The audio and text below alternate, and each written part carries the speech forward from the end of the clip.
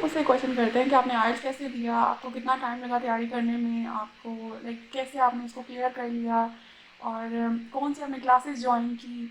तो मैंने सोचा इस टॉपिक में मैं एक वीडियो बना लेती हूँ ताकि ये चीज़ें जो हैं वो क्लियर हो जाए और मेरा आइल्स का एक्सपीरियंस कैसा रहा और क्या चीज़ मैंने नोट की और क्या चीज़ होनी चाहिए इस सारे प्रोसेस में, क्या चीज़ बहुत ज़रूरी है। बहुत सी चीज़ें ऐसी भी हैं जो हम कर रहे होते हैं, बहुत गैर ज़रूरी चीज़ें होती हैं, उनका कोई फ़ायदा भी नहीं होता हमें और उनका कोई पॉइंट भी नहीं होता, लेकिन हम लोग जस्ट ट्रस्ट द प्रोसेस करते हुए वो चीज़ें कर रहे होते हैं। जैसा कि आप जानते हैं कि मेरा यूट्यूब चैनल और मैं इंग्लिश लैंग्वेज का कोर्स भी करवाती हूँ, लेकिन मेरी इंग्लिश अच्छी होने के बावजूद भी आइल्स जो था एक बहुत ही सेपरेट और डिफरेंट मरहला रहा है। और मैंने इस जर्नी से ये एक्सपीरियंस किया है कि आइल्स का इंग्लिश अच्छी होने से कोई ताल्लुक नहीं है। जी हाँ, आपने बिल्कुल सही सुना। आइल्स का आपकी इंग्लिश के अच्छे या बुरे होने से ताल्लुक नहीं है। इसका ताल्लुक डायरेक्टली आपकी प्रैक्टिस से है, आपकी एफर्ट से है और आपकी स्ट्रैटेजी से है जो आप फॉलो करते हो या जो आप इम्प्लीमेंट कर रहे हो, जिस तरह से आप ये चीज़ें सीख रहे हो, इन चीज़ों से इसका ताल्लुक है। तो इस वीडियो में मैं आपको बताने जा रही हूँ ऐसी कुछ स्ट्रैटेजीज, ऐसी कुछ टिप्स जिनको फॉलो करके आप बहुत अच्छे तरीके से आइल्स को क्लियर कर सकते हैं और बहुत अच्छे बैंड्स ले सकते हैं।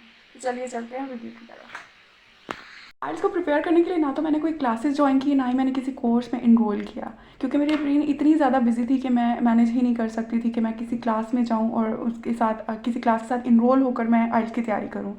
तो जब मैंने इंटरनेट पर सर्च किया तो आपकी तरह मुझे भी बहुत सारा कंटेंट मिला, बहुत सारी चीज़ें मिली, जिससे मैं मज़ीद डबल माइंडेड होती जा रही थी कि अब आखिर मुझे करना क्या चाहिए। इतना सारा कंटेंट है, इसको मैं किस तरह से कवर करूं, इतनी सारी चीज़ें हैं, इतनी सारे टिप्स और ट्रिक्स हैं, लेकिन इनको इम्प्लीमेंट करने में भी एक टाइम लगता है।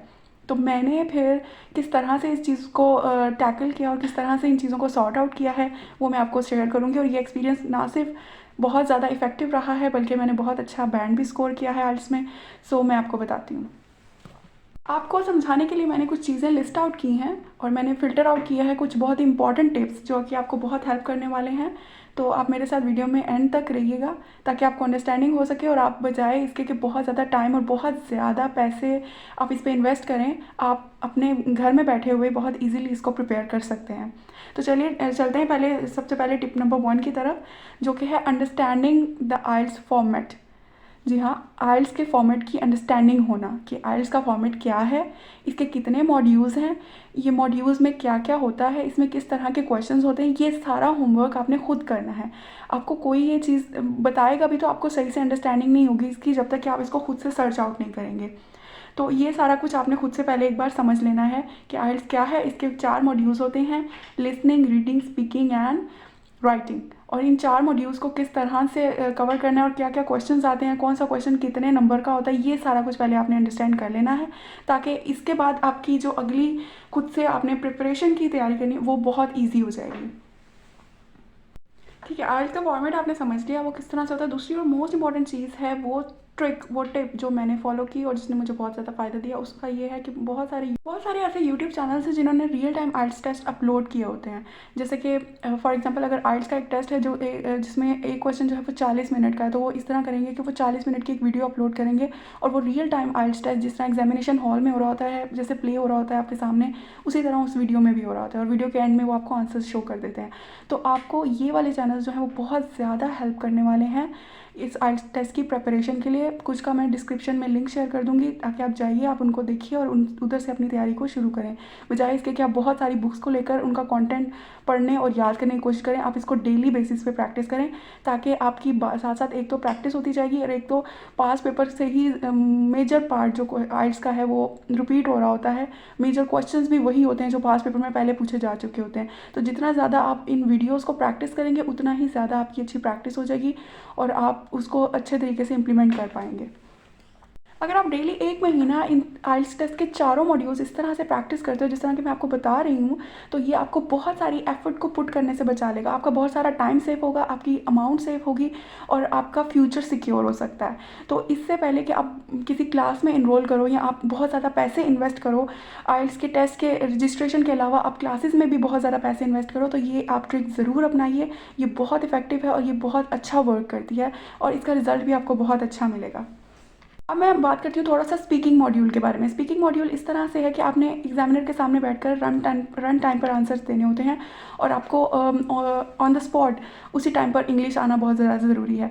तो उसके लिए भी सबसे बेस्ट टिप ये है कि आपने पास्ट पेपर्स देखने हैं, जितने भी पास्ट पेपर्स हैं ऑलमोस्ट आपको पिछले 5 साल के पास्ट पेपर्स आप ज़रूर देखिएगा, उनमें ही वही क्वेश्चंस हैं जो बार बार रिपीट हो रहे हैं, और मोस्टली जो क्वेश्चंस हैं वो आपके अबाउट होते हैं, आपके होम टाउन के बारे में होते हैं, आपकी फैमिली के बारे में होते हैं, और इसी तरह के क्वेश्चंस होते हैं जो बहुत ज़्यादा एक ही फॉर्मेट और एक ही पैटर्न में बार बार रिपीट होते आ रहे हैं।